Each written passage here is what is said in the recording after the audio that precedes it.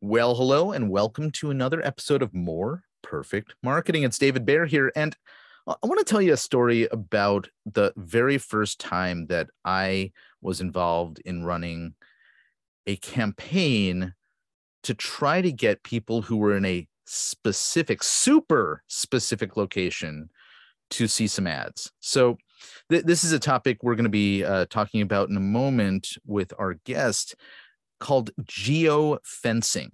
And it was sort of a peculiar concept to me when I first thought about this. But years ago, we had a client, well, not that many years ago, because this technology hasn't been around that long. But a few years ago, we had a client who runs a Christian summer camp in Texas. And they wanted to get in front of parents who were attending a conference. I don't remember where, in Houston or somewhere else in Texas, all around Christian education. And it was a large enough conference. There were several thousands of people there, but it was all taking place in this one building.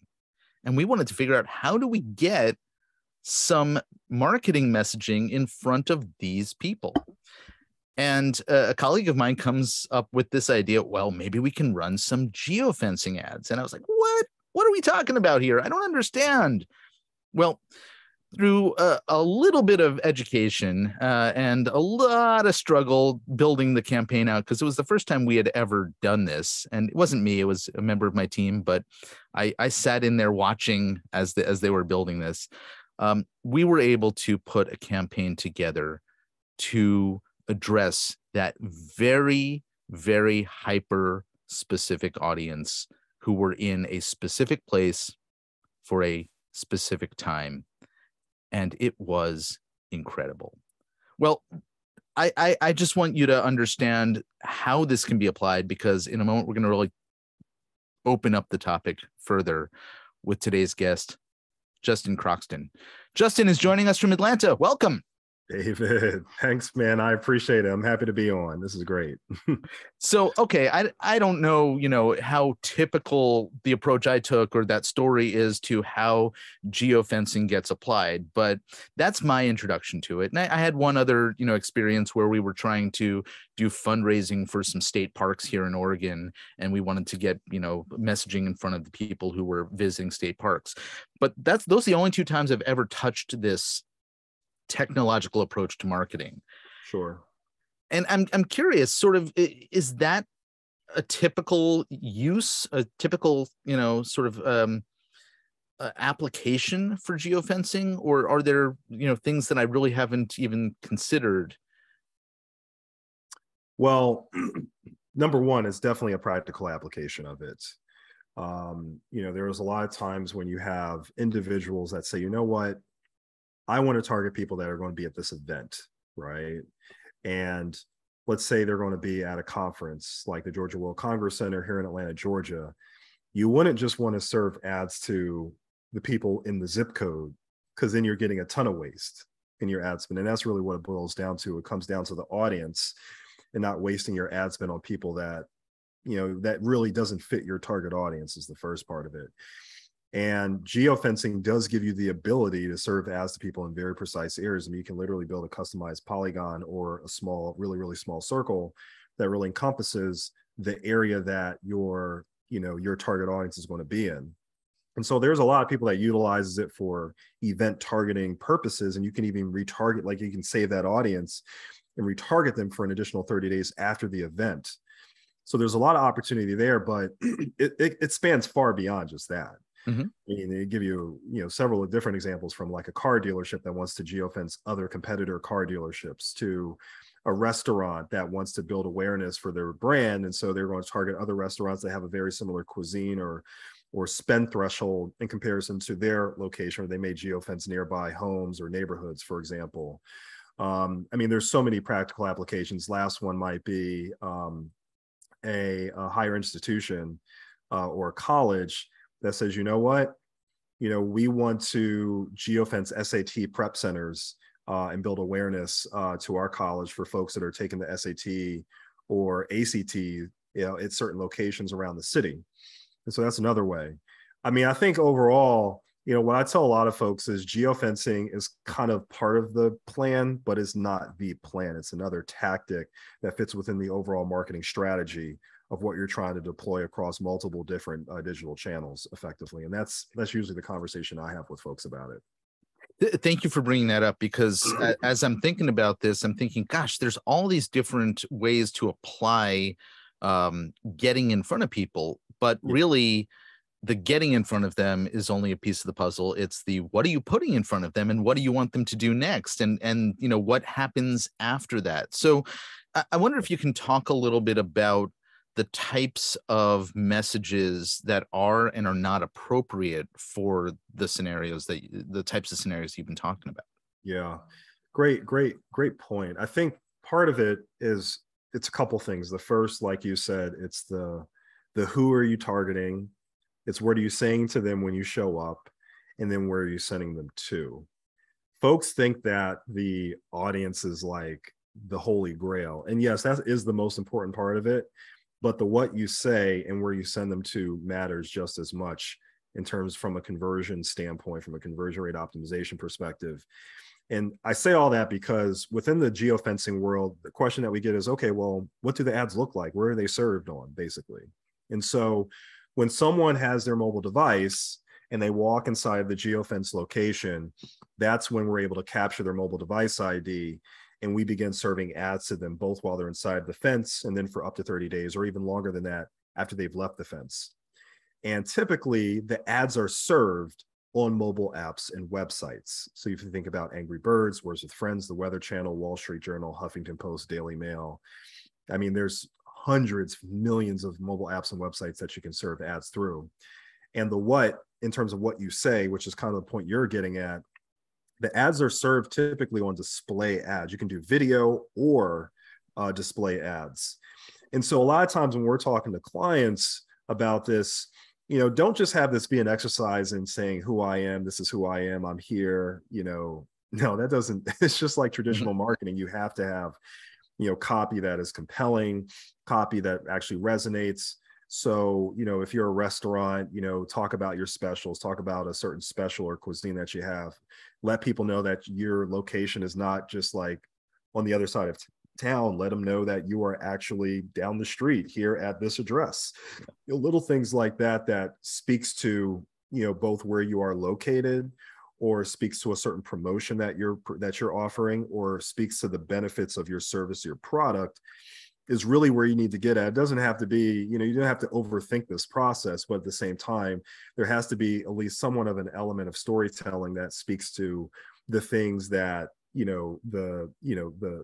what your service or your product is going to solve for that person, or is going to fulfill their need. Like, I'm looking for this amazing, seafood cuisine. I didn't know that this restaurant offered that nearby. I'm going to check those guys and gals out effectively.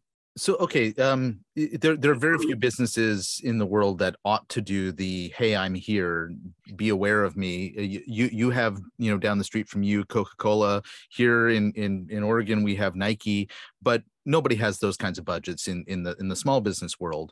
And so the fact that, a local restaurant or somebody is going to put an ad, with information that's targeting somebody that they've identified as being their ideal audience, going to a competitor's restaurant, for example, or similar cuisine. Is there a benefit in ads like this to have somebody actually take a physical action, clicking on the ad, going somewhere, or okay. Yeah. So what happens on the other side of those clicks typically in these types of ads? Yeah. So typically, 99, well, most cases, all ads, except for over-the-top connected TV advertising ads, those are ads that are served through streaming apps and websites and platforms, are clickable. So all the geofencing ads that we do, both pre-roll video as well as static banner, are clickable ads. So when a person clicks on that ad, it takes that person to a person's landing page or their website. What I typically tell folks is, you don't necessarily have to always build out a landing page that is just specific to that audience. As long as the landing page of the website resonates in terms of your product offering, I think more times than not, you're going to be in good shape. But definitely a site that is elegant, that does speak to who you are, as an organization, as a brand, that has some good call to actions, things of that nature, is vital. But again, the geofencing still remains part of the game plan.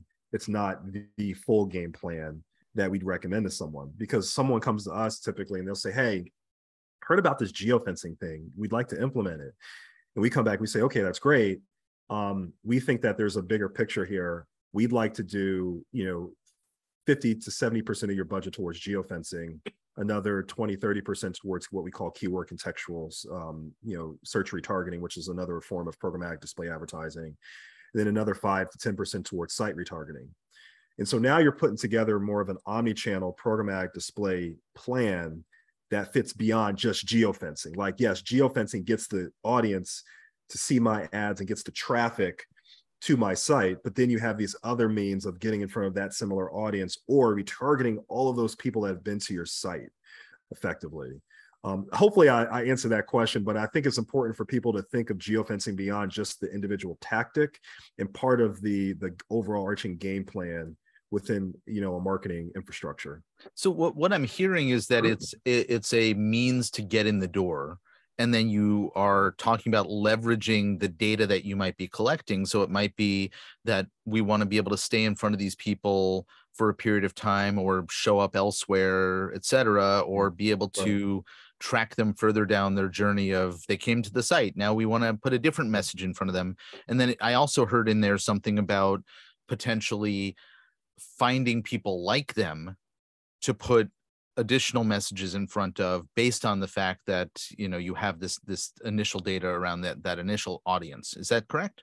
Yeah, that is correct. I mean, there's a few ways to get in front of that geofencing audience itself. I mean, if you know that a set number of people that fits your target demographic is going to be at like your car dealership, for example, and you know that you can reach people who are in market looking for cars, there are ways to find that same audience.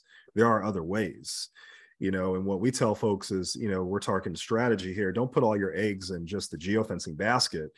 It's all about testing, but it's also about having a plan that says, okay, if all of these people through paid search, through paid social, through, geofencing, through other programmatic channels, YouTube, everything is bringing traffic to my site, how am I, for example, as another strategy, retargeting those individuals, serving different creative, different messages that's going to get them engaged and finally taking action, whether it be coming back to my physical location or filling out a form on our site. I think the really good thing with geofencing, though, is we can actually measure foot traffic back to someone's location. So if someone saw or clicked on your ads, we can tell you if that person actually did come back to your physical location. We call it conversion zone tracking. We can place a conversion zone around your physical location, which is really nice. And so it's the overarching game plan of still getting to that same audience, but then having your other strategies that, gets them either to come back or keeps your brand top of mind to the point in which that person does act in some capacity.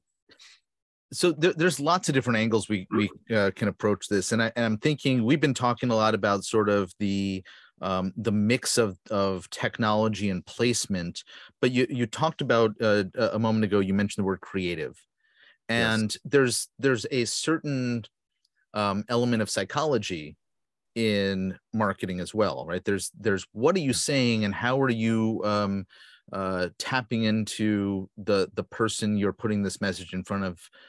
How do you want to make them feel, or what do you want to extract from their experience interacting with this? Yeah. So here's the question that I want to get to, which is there's kind of two ways that you said where you can go. You can simply put a general message about we exist and have this offer, and here's what you can do about it. Yeah. But then there's the hey, we recognize that you are in this location or have recently been to this location kind of messaging. And I'm curious about the pros and cons of the latter, because obviously there's the, calling somebody out for having, hey, you're in our store right now, come on over to the, we're having a sale kind of thing. And there's a certain creepiness to that. Like, the ads are following me around versus the kind of, well, that's kind of cool. How do they do that kind of reaction? I'm curious what your take is on that. So we actually don't. I personally think that there can be times when it's a little creepy for some folks, where it's like, "Hey, I know you're at this location," and then some people will actually click, and it definitely increases your click through rates. Meaning someone's like, "Oh wow, how did they know that that was here? What's going on?" And then there's other cases where you don't have to go down that rabbit hole of letting someone else know that you were at that location. You can just say that, the insights of them being in market at this location tells you that you're the right audience. Um, and so in those moments, I just go back to the former creative concept of product offering, promotion, price, all those, the 5 Ps of marketing effectively, focusing a little bit more on that Mm-hmm. to tell your story rather than, I know your location. Hey, isn't it cool that I know your location? Click on my ad kind of thing. Yeah. Instead, I have something of value that can make a difference based on the food that you eat or what you're doing right now or the location that you're at. I'd like you to consider us. And yeah, I think more of that approach is a little bit more tasteful. It's a little bit more passive, but it still can be effective when it's paired with other digital strategies as well. Yeah, makes sense. I have seen both of those, right? The creepiness Yeah, of yeah, the yeah. how did you know I'm here? And I'm aware of the technology, but the effectiveness of a message like that can potentially fail, right? It can Yeah, it can be problematic as well. yeah, So yeah. I'm curious. The technology has been around a while, but as I said earlier, it's not that old. Yeah. How did you find yourself focusing in this area as Wow. sort of a place for your business? It's fascinating. I mean, so I had a company called Q Commerce, QU e-commerce, and we were just like a one-man shop, just myself. I was doing paid search, SEO, content marketing, and just being that one-man shop, it was a grind. It was hard, and there's like still at the time back in 2013, 14, there were tons of paid search, SEO companies out there. There are a dime a dozen, and it still is obviously. And so, for me, I learned about programmatic display by one of my buddies. I learned about geofencing as well. And I felt like there had to be a way to differentiate, to be different from all the other agencies that are out there. Like, and this is sort of advice I try to share with a lot of folks. Whether you want to focus initially on one industry or several, or one product offering or several, like you can market the heck out of one thing really, really well while still offer other things. I'd rather go down that path and just say, hey, I do all these things. Let me know how you'd like us to do business with you. And so for us, we led with geofencing advertising. And when we started doing our own SEO and inbound marketing and just trying to focus on content and value, that's really, really took off for us. And it even got to a point where it wasn't just direct brands like, higher education, government, schools, and, all that, and retail that was reaching out to us.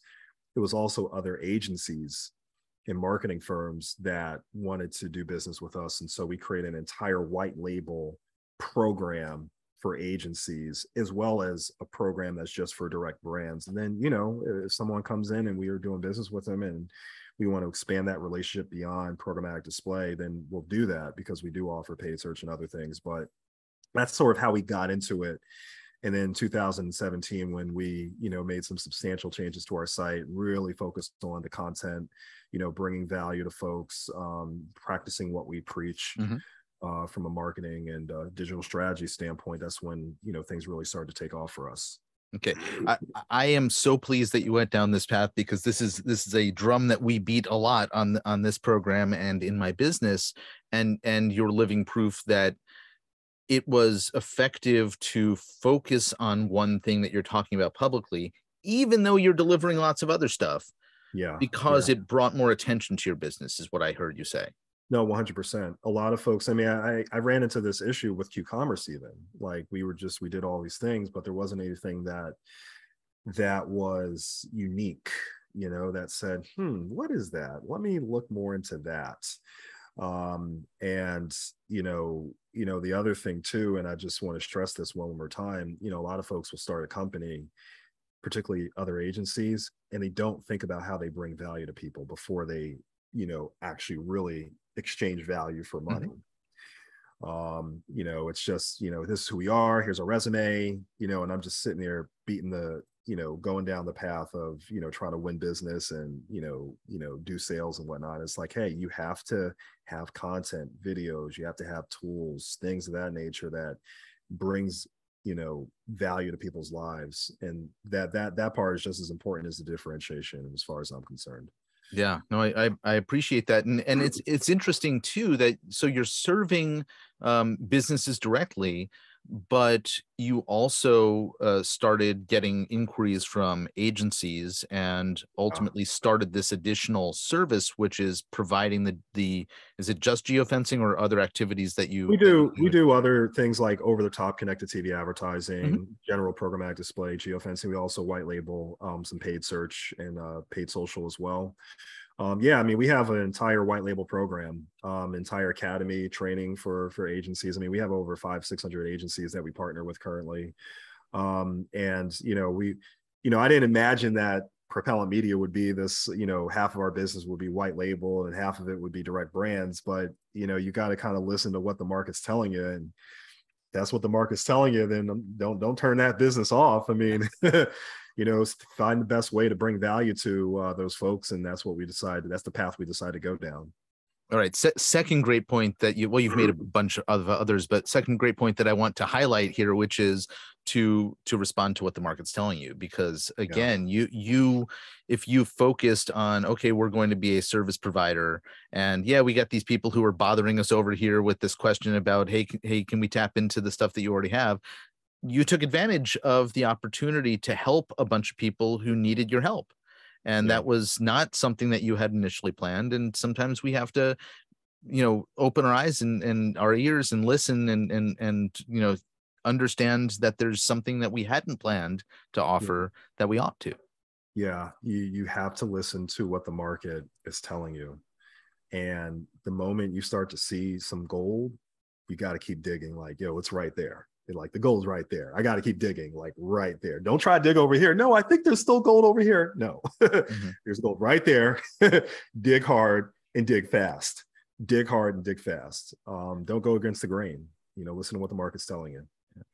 So you are no longer a one person shop. You as we started our conversation, I asked, because it's hurricane season as we are recording, and I asked how the weather was here, and you said, well, your team elsewhere up the coast is struggling with some stuff potentially. Right. Right. Yeah. Um, In so Charlotte. I'm curious to sort of hear how you've built out your business over time. Yeah, absolutely. We initially started here in Atlanta. One of our first employees was in Charlotte. Brought on another person, then another person. The rest is history. And there's just great talent in the Charlotte market, and we still have some people that were working remotely as well. But we have two physical offices in Atlanta and Charlotte, effectively, and a couple people that work remotely. And that's been over the last 5-6 years, and that's just how we've grown. It's worked itself out, and we actually just had our summit for our entire company in Charlotte. Okay. So the folks from the Atlanta office went to the Charlotte office, and we were all there hanging out and breaking bread and fellowshipping. But that's really sort of how, it's never, everything's never planned the way that you expected it to be planned. Yeah. But it just worked out that way for Propellant Media. And so we love our Charlotte office. And then we still have our office here in Atlanta as well. And for you personally, there was a transition from being a solo entrepreneur running a business, doing services, to leading an organization and a team. How has that transition been for you over these last few years? It hasn't been too difficult. It's been good. Certainly has its challenges, because when it's more about you as a leader, like how you show up as a leader, to the people that are not just looking up to you, but partnering with you. You want to not just lead by example.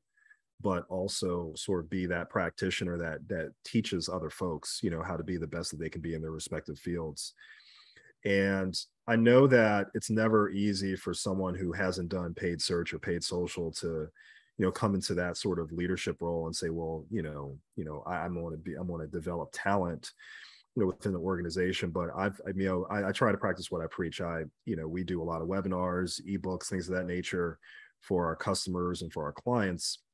I try to take the same mantra to build up sort of that skill set for our team members here, at the organization. That's one of the biggest things that I've learned as a leader is you kind of have to also practice what you preach. It can't just be, I'm a leader, I'm telling you what to do. I'm out there going after new business development. I think I've had a little bit of an advantage because I've done this service for many clients. Mm-hmm. So I can speak to it, and I can also be a leader that shows up, with all my faults, but also some of my skills to folks that are looking up to me effectively. So it hasn't been too difficult, but you do have to manage personalities, and so that part can be fun. Yeah. I say that sarcastically, but it's all part. It's part of the. It's part of what we how do I say this? It's part of what we signed up for. Mm-hmm. So you now have sort of these two sides of the business. You have the direct client services. You have the white label with hundreds of agencies who you're working with as well. Yeah. Where do you see the future of the business? Is it sort of equally divided between those two? Are you scaling more in one direction versus the other? Yeah, it's interesting. I wouldn't mind us scaling more in the direction of white label. I just think there's so much value that we can bring to the agency space.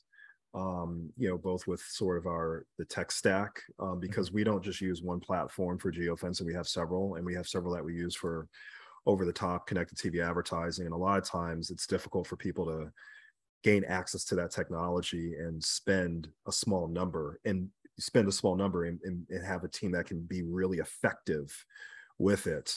But I really enjoy working with many of our white label and agency partners. But at the same time, I like to be able to sometimes just have a direct conversation with the client and say, all right, this is what you're trying to accomplish. All right, well, let's get after it. Let's set up conversion tracking. Let's do geofencing this way. Let's set a full media plan like this. I love those conversations. And we have, some large institutions with, multi-million-dollar, media plans that we work with. And then we have some small mom and pop shops that we work with. And so it's nice to sort of have the dichotomy on that side of the fence, but I love the agency side as well. Well, I think, in our business, we work with agencies as our clients to help reach more businesses. And I think that there's, some benefit to that because you're able to help put the types of services that are not necessarily accessible to businesses across whatever geographic region you choose to serve. And so this gives you the opportunity to reach more of them simply through partners, and so there's something wonderful about that. There is. And I'll say this last thing, David. I think the thing about geofencing, it can be an effective marketing tool for a lot of companies. Not all industries is it great with, but it's a lot that is great with. But the one thing that I say to a lot of agencies is that if you are going to a pitch and there's like 3 other agencies and all 3 agencies are offering the same thing, and y'all are talking about your case studies and your strategies and your process for execution, then how else can you be different from those other agencies? All right, maybe you can be different because you're older than them, or because you have an incumbent inside that you have a relationship with. And then there's other cases where you need to bring another toolkit to the conversation that makes you distinct. And things like over-the-top connected TV advertising or geofencing can be that business development tool. Like, hey, have you heard of geofencing? Have you heard of OTT advertising? Like, sometimes you just need that one thing that gets you that in to cultivate and furnish that relationship with that individual. And so I look at geofencing beyond just the digital tool that can be great for a brand. I also look at it as a thing that can help agencies open the doors with conversations to new organizations that they have some pre-existing relationships with as well, and new relationships. I love that, and another area that we highly endorse on this show, which is positioning and Yeah. setting yourself apart, whether it's That was the other P, yeah, positioning. yeah. Yeah. Well, I think I have heard 4 Ps, 5 Ps, 7 Ps, 12 Ps. There's a lot of My Ps business out there. partner has 10 Ps. I'm like, okay, man. Yeah. Well, and geofencing is not one of the Ps necessarily, but it has been what we've been talking about today, and I'm so thrilled that it's brought you just into the program and had an opportunity for us to chat about it. I want to make sure that folks can find out more about you and your company and the services as well. So where can we send folks if they're interested in finding out more? Oh man, you can go to propellant.media, www.propellant.media. If you do a search on Google for propellant.media, I promise you will find us. Just don't click on the ads. Click on our organic listing. But if you go to propellant.media, you'll find us. I promise you. I appreciate that request. I am always super sensitive to the fact that I don't want to be clicking on an ad if like below it is the organic thing, and so I don't like spending people's money unnecessarily. So thanks for pointing that out as well. Hey, Justin Croxton, this has been an awesome conversation. Thank you so much for joining me. Yeah, me too. I appreciate it, David. Thanks so much. Indeed, folks. This has been More Perfect Marketing. If you found benefit in the conversation today and know somebody else who you'd like to share it with, we'd certainly appreciate if you pass it along. And we will be tracking when and where you do that. No, I'm just kidding. Anyway, I'm David Baer. This is More Perfect Marketing. We'll see you back on another episode soon. Take care.